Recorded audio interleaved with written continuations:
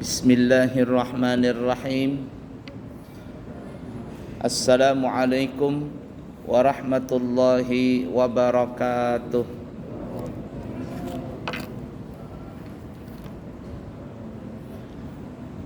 Alhamdulillahi rabbil alamin.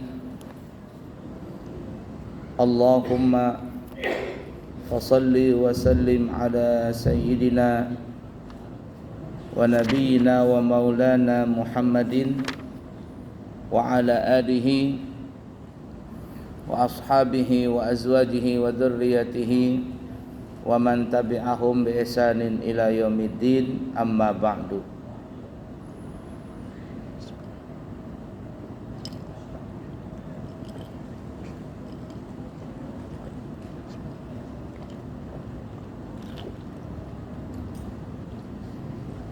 Mari kita sambung pelajaran kita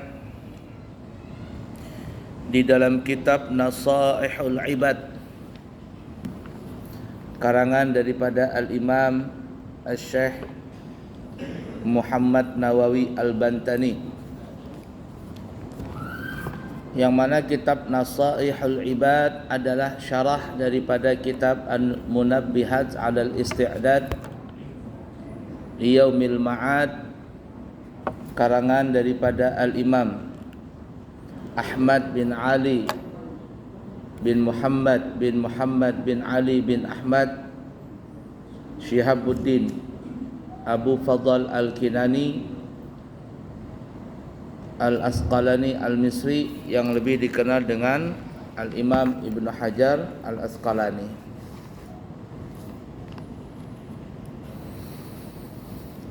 Baik, kita masuk kepada masalah makalah yang ketiga di dalam nasihat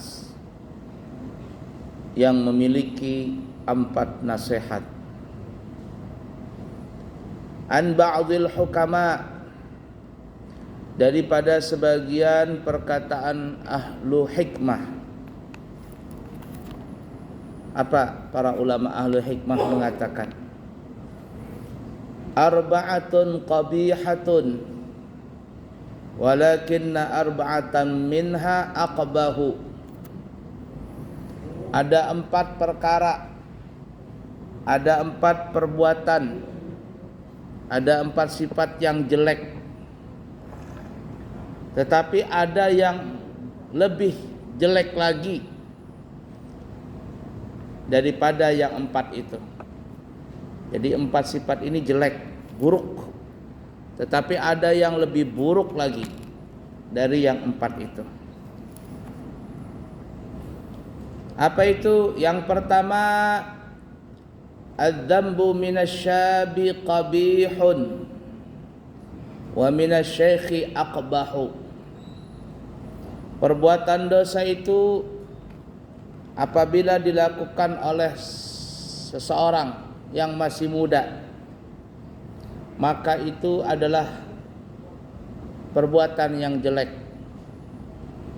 Tetapi kalau dosa itu dilakukan oleh orang yang sudah udzur, yang sudah tua, maka ini lebih jelek, lebih buruk lagi. Memang kita lihat seseorang yang jiwanya masih muda itu memang sangat labil untuk berbuat dosa. Anak-anak muda sangat gampang terpengaruh untuk melakukan dosa, karena jiwa muda itu jiwa penasaran, kepingin tahu, dan kita sudah mengalami semuanya itu. Lewat sudah umur 20-an tahun itu sudah kita lewati. Berapa besarnya godaan di masa-masa muda itu. Nah, kalau ada anak muda yang melakukan perbuatan dosa, itu sangatlah jelek, artinya jelek. Tapi kalau ada orang tua yang sudah umurnya kepala 6, jar orang Banjar sudah kena penyakit dur. Apa penyakit dur? Gigi rupoi, gigi gugur, uban bahambur, jalan teundur, mata kaur, nang di bawah kandur, dur nih. Karena sudah di umur 60 ituan sudah penyakit dur sudah kena semua tuh. Uban bahambur, mata kaur, kulit kendur, jalan teundur-undur. Apa lagi? Di bawah lentur sudah. Tetapi masih aja melakukan perbuatan dosa. Bukan bertaubat tapi malah menjadi-jadi tua-tua keladi, makin tua makin gatal keladinya. Maka ini kata ulama ahlu hikmah, aqbahu, itu lebih buruk, lebih jelek daripada pemuda yang melakukan dosa tadi. Yang pertama.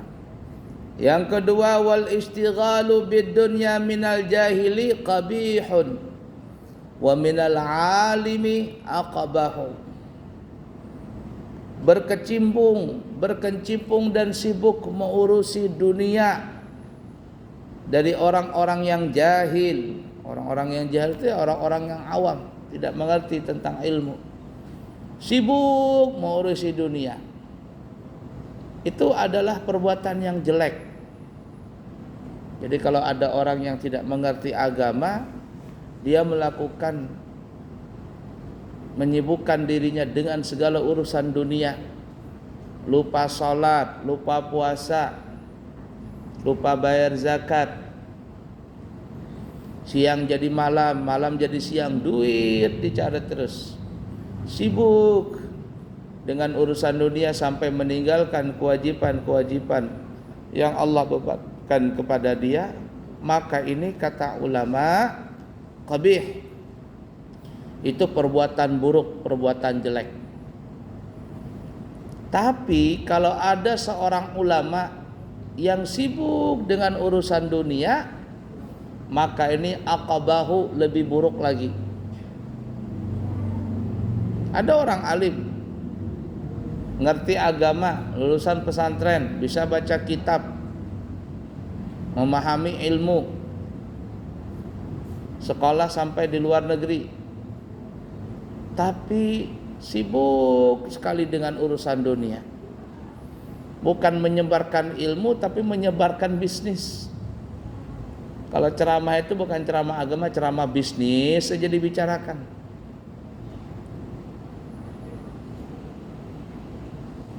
Bahkan ada, saya punya kenalan, kenal dengan seseorang. Orang ini pernah sekolah sampai ke luar negeri, sekolah agama. Pulang ke Indonesia, ternyata apa? Tidak menyebarkan agama, tidak menyebarkan ilmu, malahan sibuk bisnis batu bara lah, bisnis itulah, inilah, itulah, sampai jadwal jadi khatib pun dia nggak mau lagi jadi khatib. Temannya yang disuruh dia malah dengarkan begitu. Tidak lagi ceramah, tidak lagi mengajar, sibuk dengan urusan dunia. Lalu apa yang terjadi? Saya punya kenalan ini, sampai pernah datang ke Balikpapan minta tolong sama saya tampung di rumah saya kurang lebih seminggu itu. Anak istrinya, dia kena musibah, bangkrut, utangnya banyak, dikejar preman di mana-mana.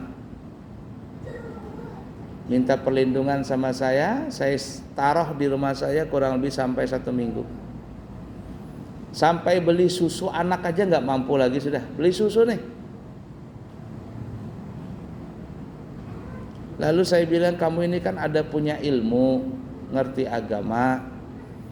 Dah ini saya ada jadwal ceramah lebih, kamu ceramah dah sana. Mudah-mudahan masih bisa ilmu itu berkembang. Karena memang dia pintar. Suruh ceramah, saya mau dengar ceramahnya dia. Bukan saya dengarnya, saya utus ceramah di satu masjid. Saya bilang sama panitia masjid, Pak, ini saya tidak bisa ceramah, saya mau orbitkan saya punya kenalan ini. Mudah-mudahan bisa diterima. Ceramahlah dia, entah apa yang dibicarakan. Kemudian setelah pulang dikasihlah dia bisyarah, dikasih apa namanya? Ya bisyarah, amplop begitu. Kata saya ada, alhamdulillah. Kata saya belikan susu anakmu. Nah kemudian beberapa hari saya ketemu dengan pengurus masjid. Kata saya, gimana yang kemarin ceramah itu? Apa ceramahnya? Kata, jangan lagi diutus katanya. Guru jangan lagi dikirim orang itu. Ya sudah, saya minta maaf Pak. Saya minta maaf, kata saya. Lebih baik pian aja yang ceramah, jangan lagi orang itu ceramah. Coba lihat, sampai habis ilmunya, nggak ngerti lagi ilmu. Itu yang dikatakan oleh ulama ahlu hikmah. Kalau orang jahil yang tidak mengerti agama, yang mungkin dulu tidak pernah belajar pesantren, sibuk dengan dunia, ya ala kulli hal, memang itu buruk. Tapi kalau ada orang alim yang ngerti agama, bisa baca kitab, memahami ilmu dan sebagainya, lulusan pesantren, bahkan pernah sampai sekolah di luar negeri, tapi kembali ke tanah air, ilmu tidak dikembangkan, malahan bisnis aja yang dikembangkan, maka ini adalah aqabah, lebih buruk lagi daripada yang orang jahil tadi.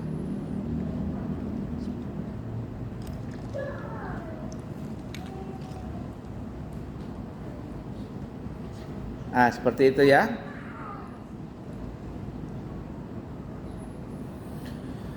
Baik, yang ketiga, wattakasulu fi ta'ah min jami'in nasi qabihun.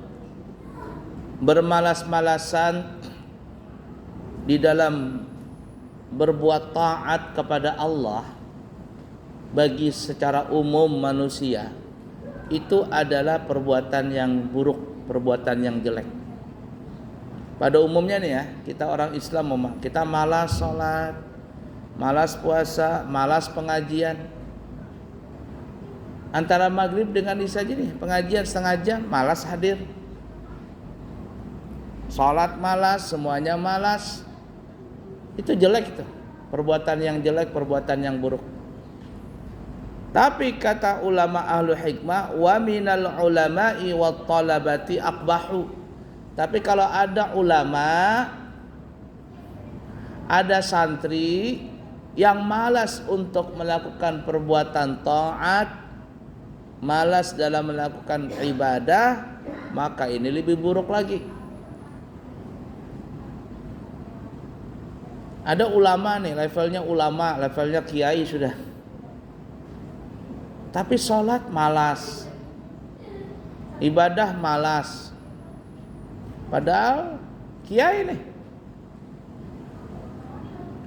Atau santri hidup di pesantren yang 24 jam notabene-nya itu cuman ilmu, belajar ilmu, ibadah, belajar ilmu, ibadah.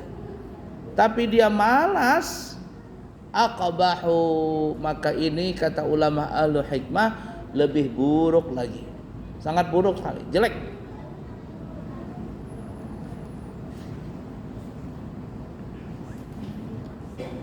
Selanjutnya yang keempat, wa takabburu minal agniya'i qabihun. Orang kaya kalau sombong itu jelek. Wa minal fuqara'i aqbah. Tapi kalau ada orang fakir, miskin, sombong, itu lebih jelek lagi tuh.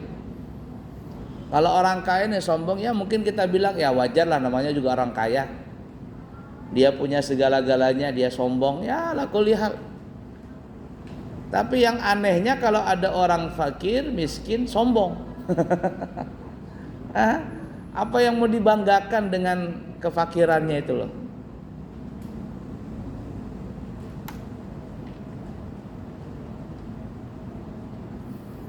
La ilaha illallah Muhammad Rasulullah sallallahu alaihi wasallam. Nah, jadi seperti itu ya. 4 yang jelek, tapi ada 4 yang lebih jelek lagi. 4 yang buruk, tapi ada 4 yang lebih buruk lagi. Kita ulangin, yang pertama tadi adalah seorang pemuda melakukan dosa itu buruk, tapi kalau orang tua yang melakukan dosa itu lebih buruk lagi. Sibuk dengan urusan dunia dari orang yang jahil itu buruk.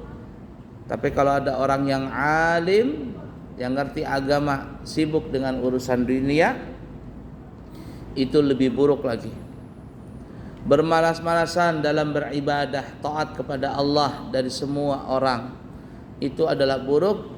Tapi kalau seandainya ada ulama, ada santri yang bermalas-malasan di dalam melaksanakan ibadah, maka itu lebih buruk lagi. Orang kaya sombong itu buruk. Tapi kalau ada orang fakir miskin, maka itu lebih buruk lagi. La ilaha illallah Muhammad Rasulullah sallallahu alaihi wasallam.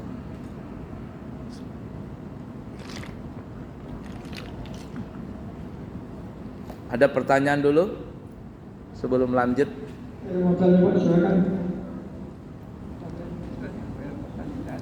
Nggak ada ya? Saya ini masih apa namanya? Kepala itu masih goyang. Tahu goyang? Ya goyang.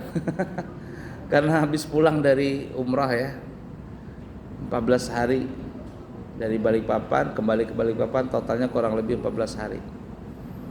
Jadi naik pesawat, naik lift, naik bis, jadi agak bergoyang terus. Belum lagi perpindahan waktu. Kita di Balikpapan lebih cepat 5 jam daripada Saudi. Sekarang kita jam 7.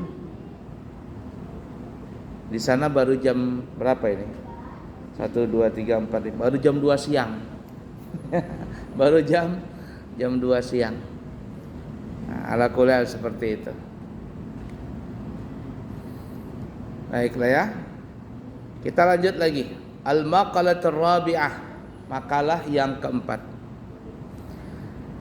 Nabi kita Muhammad sallallahu alaihi wasallam bersabda, Al-kawakibu amanun li ahli sama, fa idza intasarat kana al-qada'u ala ahli sama.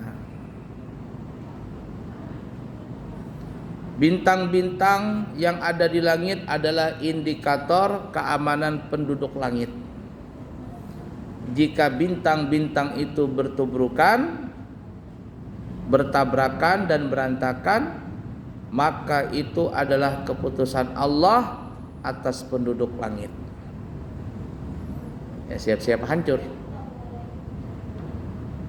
Wa ahlu baiti amanun li ummati, fa idza zala ahlu baiti kana al-qada'u ala ummati. Ahli bait keturunanku, ini para habaib ya. Para habaib keturunanku adalah, kata Nabi, itu menjadi indikator penentu dari kepada umat, keamanan umatku. Jadi selama ada para habaib, insyaallah kita punya negeri aman. Namun jika para habaib itu hilang, maka itulah keputusan Allah untuk umatku. Jadi sangat lawan kalau seandainya ada orang benci dengan para habaib. Kita lihat ya, beberapa bulan terakhir ini banyak sekali orang-orang yang tidak mempercayai dzurriyyat Nabi.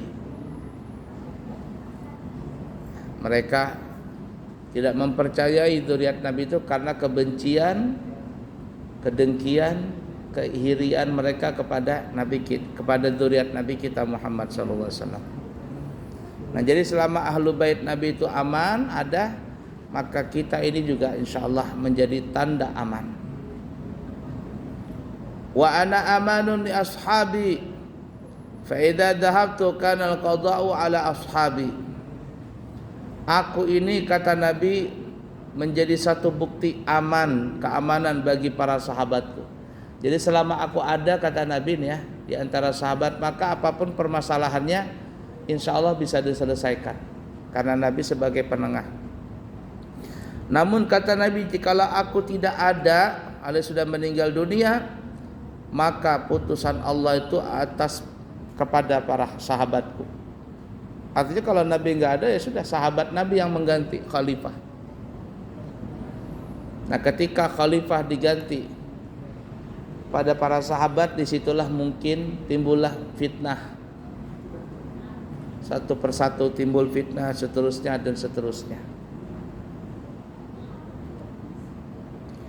Wal jibalu amanun li ahli al-ardi fa idza dhahabat kana al-qada'u ala ahli al-ardi. Gunung-gunung itu adalah sebagai indikator keamanan bagi penduduk bumi, alias bahasa kitanya pasak bumi gunung-gunung tadi.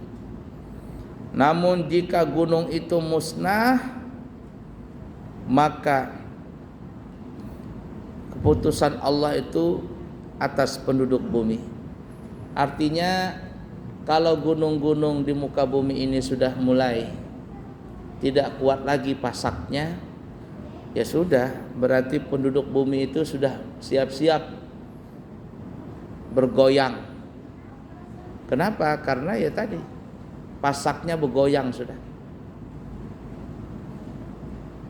Jadi kalau gunungnya meletus, buminya pun gempa bergoyang tadi.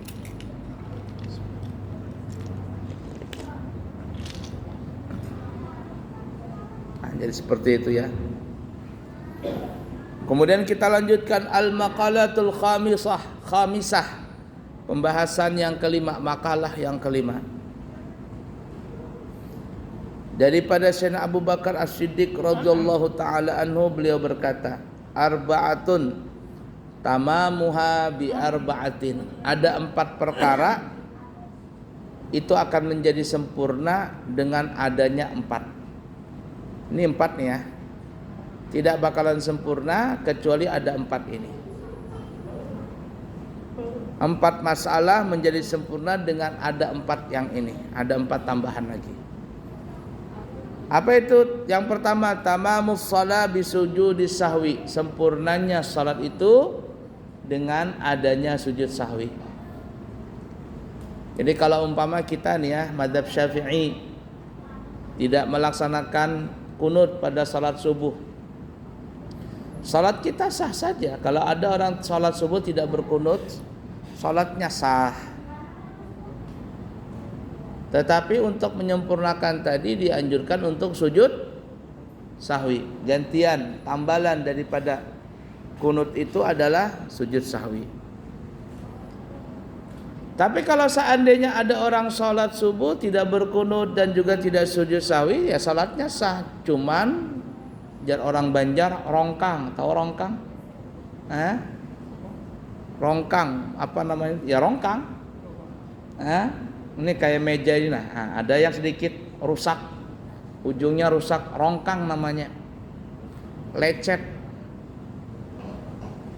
Nah, nggak bagus jadinya.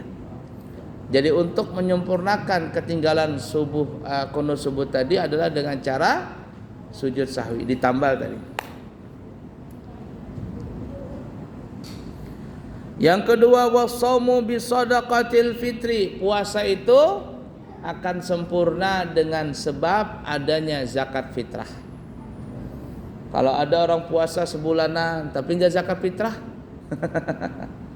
rongkang dia, rongkang. Ya puasanya kalau sempurna sah saja. Cuman rongkang. Kenapa rongkang? Karena tidak ada zakat fitrahnya. Sebaliknya juga begitu, ada orang berzakat fitrah tapi enggak puasa, rongkang juga. Jadi harus sempurna dua-duanya.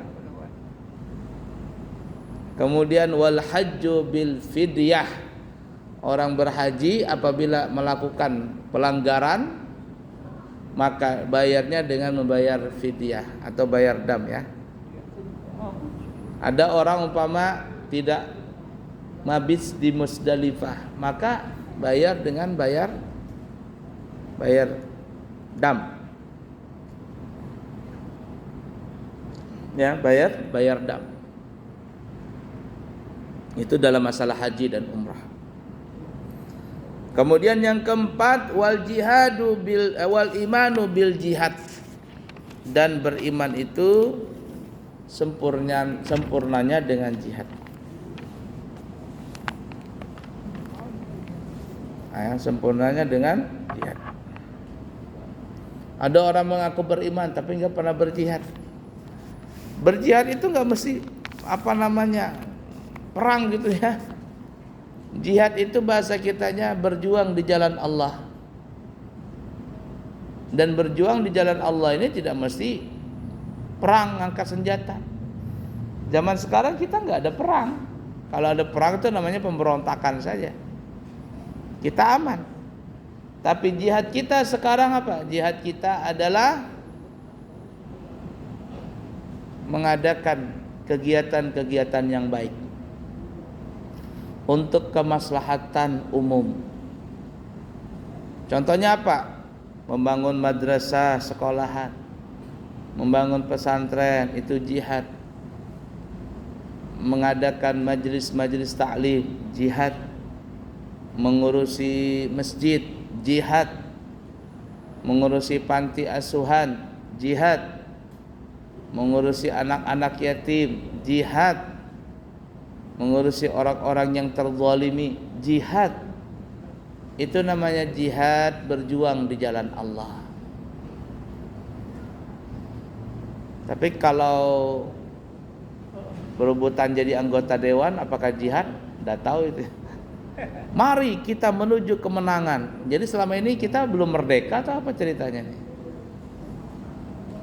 Per tiap 4 tahun sekali, per 5 tahun sekali, mari kita menuju kemenangan. Sekalinya menang partainya ya. Ya Allah. Nah jadi seperti itu ya.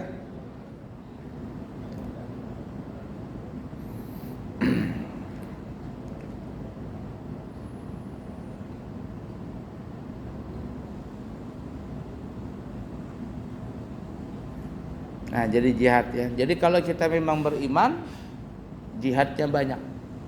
Tidak mungkin orang beriman tapi nggak ada jihadnya. Semakin tinggi imannya seseorang itu, maka biasanya jihadnya semakin kuat. Dan pada saat jihad itulah terkadang cobaan-cobaan datang. Cobaan-cobaan datang.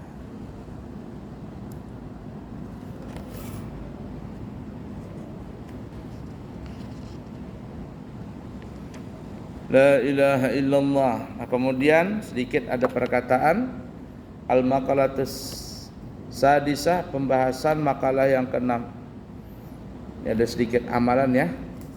Daripada Abdullah bin Al-Mubarak, beliau berkata, "Man shalla kulla yaumin isnatai asyarata rak'atan faqad adda haqqas salati."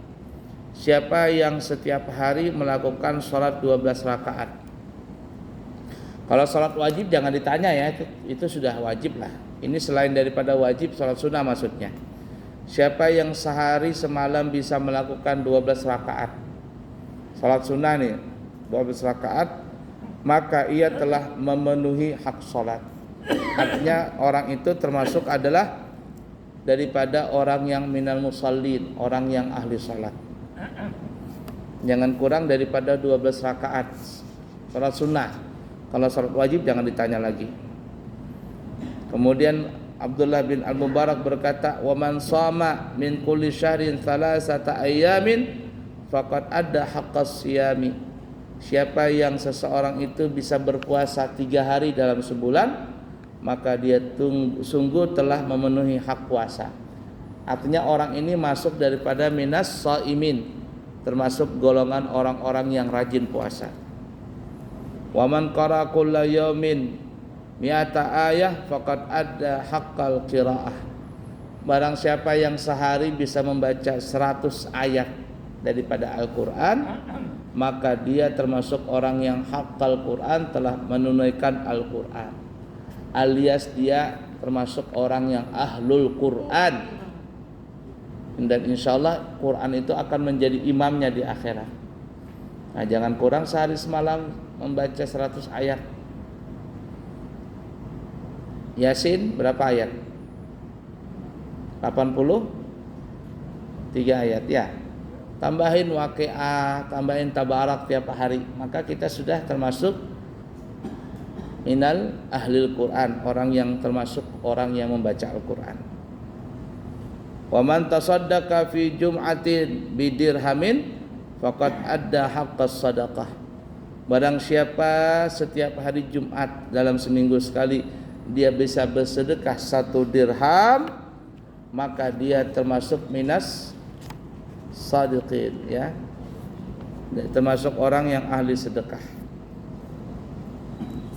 Nah, jadi kalau kita bisa bersedekah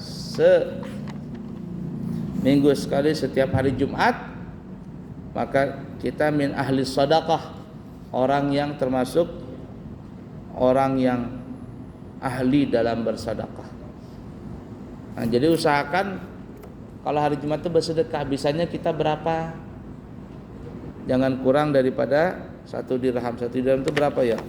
Ya, anggaplah 50.000. Ya, jangan kurang dalam seminggu itu bersedekah 50.000. Usahakan. Sisihkan uang untuk sedekah, terutama di hari Jumat. Makanya ada sebagian orang kalau hari Jumat itu memang khusus untuk bersedekah. Bisa bersedekah uang atau bersedekah makanan. Makanya kita lihat di mana-mana masjid ada namanya Jumat berkah. Di sini ada nggak Jumat berkah? Kalau selesai salat Jumat ada nggak bagi makanan nasi bungkus? Adalah. Nah, di masjid-masjid lain itu sudah banyak melakukan kegiatan seperti itu. Habis salat Jumat lalu berbagi makanan, dan itu termasuk daripada salah satu bentuk bersedekah. Dan insya Allah kita termasuk dari orang yang ahlus sadaqah, orang yang rajin bersedekah. Baik, cukup sekian dulu. Insya Allah nanti kita sambung lagi ya di kesempatan akan datang. Semoga ada manfaatnya. Kami buka layanan berumrah, travel umrah. Siapa tahu ada yang kepingin berangkat umrah 9 hari dengan harga 29 juta dari Balikpapan, dan 12 hari dengan harga 32 juta dari Balikpapan. Ada keberangkatan akhir September ini, akhir November, dan akhir Desember. Dan kemudian siapa yang kepingin berhaji tahun 2024, kita ada namanya Haji Furada, harganya adalah 185 juta rupiah. Jadi kalau ada yang kepingin langsung berhaji tahun depan, harganya adalah 185 juta rupiah selama 30 hari berhaji tadi. Semoga ada manfaatnya, yang baik dari Allah, yang buruk dari pribadi. Minta maaf, minta ampun. Subhanakallahumma bihamdika asyhadu an la ilaha illa anta astaghfiruka wa atubu ilaih. Wa akhiru kalam, wassalamu alaikum warahmatullahi wabarakatuh.